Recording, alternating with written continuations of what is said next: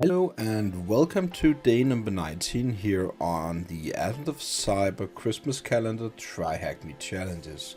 Today we are challenged with game hacking. Day number 19. I merely noticed that you were improperly stored my dear secret. So game hacking can be quite challenging depending on how you're going to interact with it.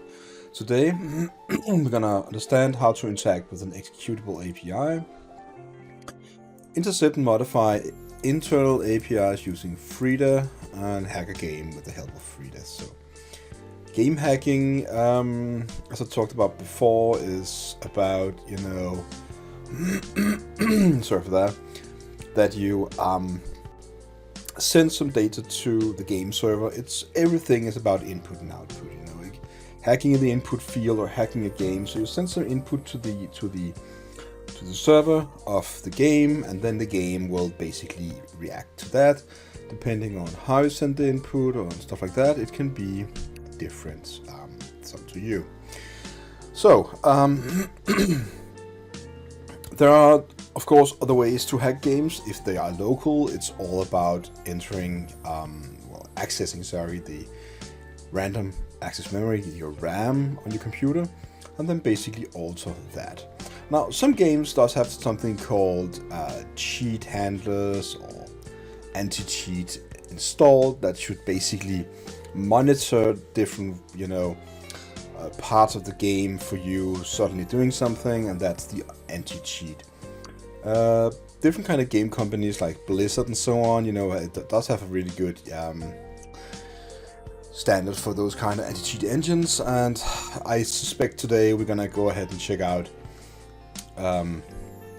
this simple thing here, and I'm gonna go straight down to connecting the details, unlock the frostbitten OTP one time something P. So you can start the game by running the following command. So let's go ahead and open the. There we go. Copy paste the address, paste that in, and there we have it. It's the game. Try unlock me, press space to continue, and then we can go ahead and move around. Space to interact, space to continue. So let's continue. Let's move around. Yeah, in the past we've been doing these kind of games on TryHackMe. And I'm pretty sure that what you're going to need to do is to find a specific thing here. You cannot interact with it. Well, we could probably interact with this penguin. Welcome to Try Unlock Me 3.12, the only game based on lock in the world. A game on smart lock enough. So we are talking with the penguin. And to open the door, we will need to prove to major malware. We are patent pending, a 3-factor authentication system. So we need to get this OTP one-time password and and then enter OTP to pass, and we can just 1, 2, 3. That's not it, right? Wrong number, and then doesn't really work. So we need to find some way to sneak up to the penguin to get the one-time password. So let's continue. We explored now. So what we could do is run a command called Frida trace. So we're tracing the game here, and through this libsockgame.so, which is an object file of some sort. So I think we should terminate the previous game. Yes. And then run the command here one more time. So let's copy paste that.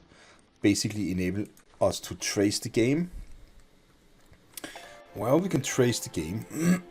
Probably get some output here. I'm not really sure, but let's just try it. And space, and let's go and interact with the guy. And there's space all the way through.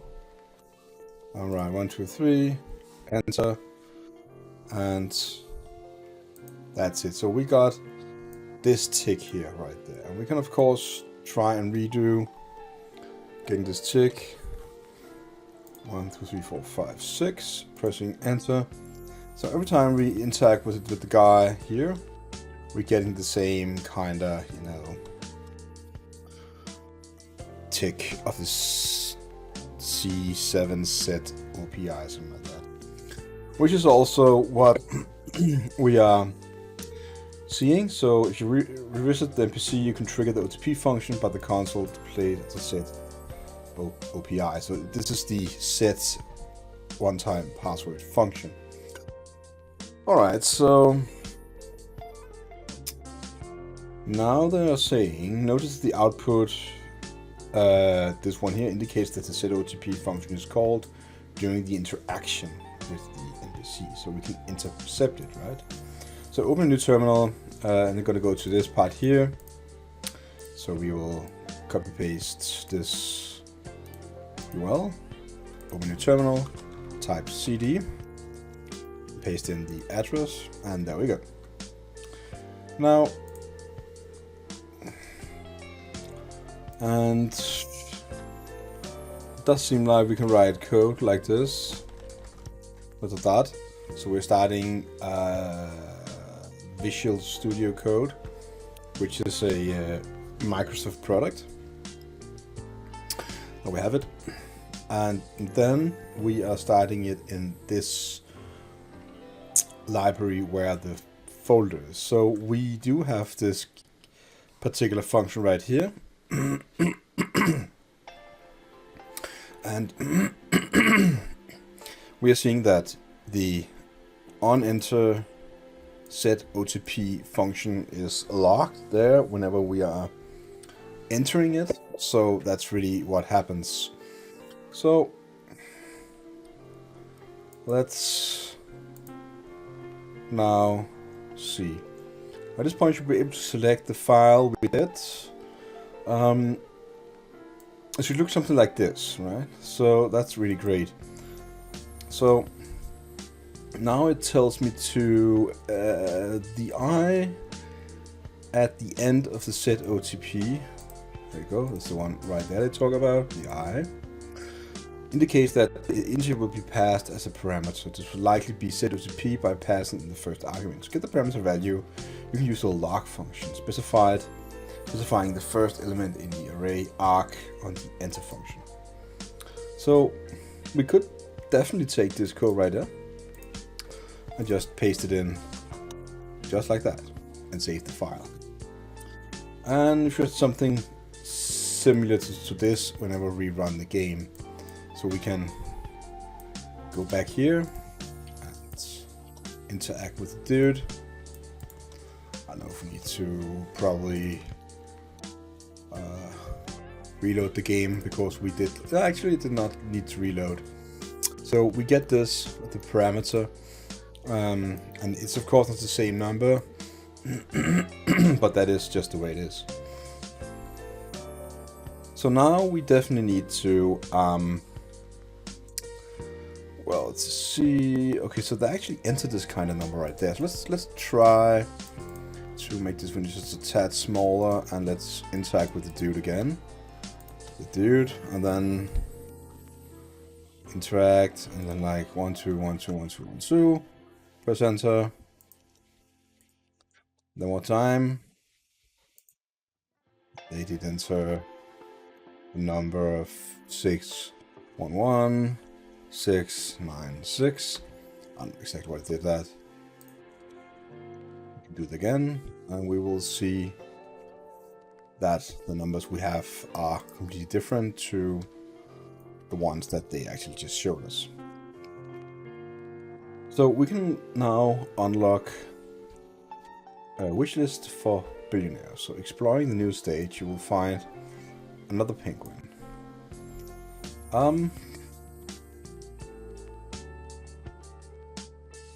Okay, so we do have a new stage, so we should find something here. I totally forgot about that.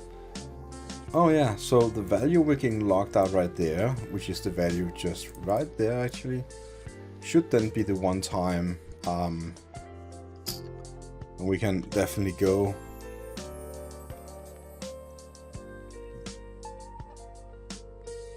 in and give the value that he put out. just type it in, to be honest. 479308 and press enter, and then boom, we got the one flag. So we're down here and we got the first one, and it's gonna be TryHackMe. We have to type this one tough password, right? That's gonna be the very first one. So by having access to the code, well then it's a great thing. So now we have this in space, and we're gonna continue to the other part of the game.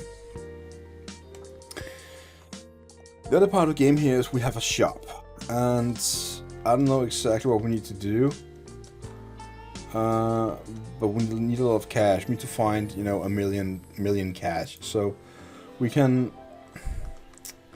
press, for example, 1. That's going to be this particular one we didn't buy. Well, we only have 1 coin. We don't have a lot of coins or cash. We press enter, and we don't have the enough, you know, money to get it. So we are being kicked out of the store. We also go to this computer right there and get 1 cash every time we press it, and it doesn't seem like we can do anything particular there. So let's go back and see what we're gonna do in this particular case. So we're trying to unlock this with a billionaire for wishlist. We need to basically go ahead and check out this validate purchase. So let's go back to the Visual Studio here, and we do have the one called validate purchase right there. What I need to do is probably go ahead and check out the different arguments we are having on enter by putting in 3 new lines of code right there. And this is what they do talk about. Now, in theory, we don't really know what the arguments are, but it's a good idea to just check it out. So let's go ahead and do that. I'm going to pull this down right there.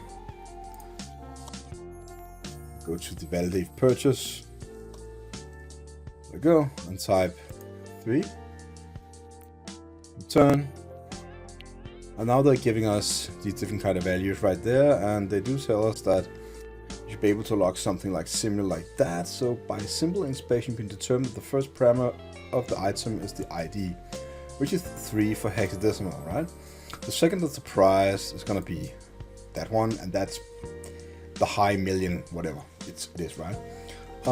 If you manipulate the price and set it to 0, you can buy it and the item you want. So by doing that, we can definitely go into the code and just say like, well, the value is equal to 0. So we can just, well, basically go in here and add like 0 value. And we can then try one more time. Make 3, return. And there we have it. We set the value to 0 in the code, enabling us to buy this funky little item. So credit card on the client, if I spelled correctly. I did. So now that is done, we can definitely proceed in the game and continue onwards to the last one. Notice that we have a minus a lot of money in the top. And here we need to access this penguin. And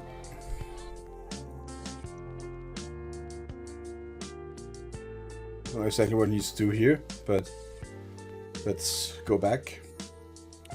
Naughty fingers, nice hack. So the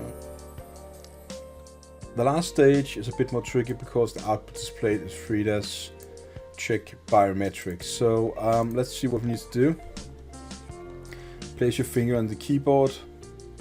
Naughty fingers, I see. I assure you are major malware. So we're gonna go ahead and check out the check biometrics right there.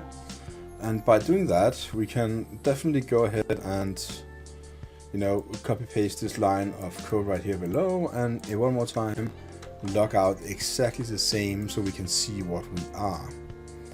And by doing that, we can go back to the game. One more time, put the finger on the keypad, and boom, we're getting some crazy value right there, which does seem like it's not separated by anything, so that is the actual value. Now, the output does not seem very helpful, and that is very true because it's a long hexadecimal value. It doesn't even seem like hexadecimal. It seems like just random jumble thing. You may consider another way. You can log the return value of the function by adding the following log on the on leaf. So we can do that. We could actually return the value of whatever is returned on the leaf function. We can do that. And one more time, we can see what's being output. So now that this is 1, the return value is 0, 0. So the value returned is 0. You may indicate that it is Boolean flag set to false, which is the value set as true.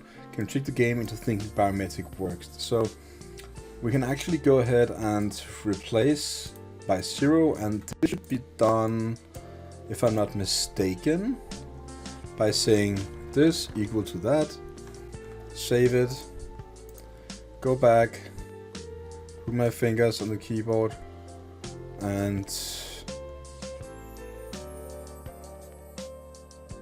yes, my signature is now correct, and I'm an imposter.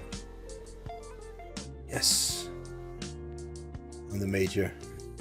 And the penguin now believes us, and we got the last flag. So try hacking one more time. Put in don't smash your keyboard. So submit that, the other ones also as well. Now there is another task that probably looks like this for 2023. I don't know exactly if this is what they point to, but you can go ahead and check out the other task. Now in this particular case, we did have access to the files. If we did not have access to the files, it would not have been easy for us. So that's really just the way it is. So now that we're major malware, we should be able to,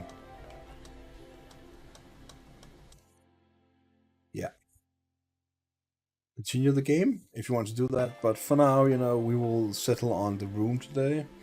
And what we learned is that you have access to the source code on the backend. Doesn't really matter if it's a game, this is just a learning scenario. If access to the code in the backend, and you can actually play the game or interact with the web application or the program, whatever it is, well then you are in control. Basically you're then rewriting the program, application, the web page, whatever it is, and then you can do whatever you would like to do. So that's it for this video, and if you want to listen to me one more time, I would like to say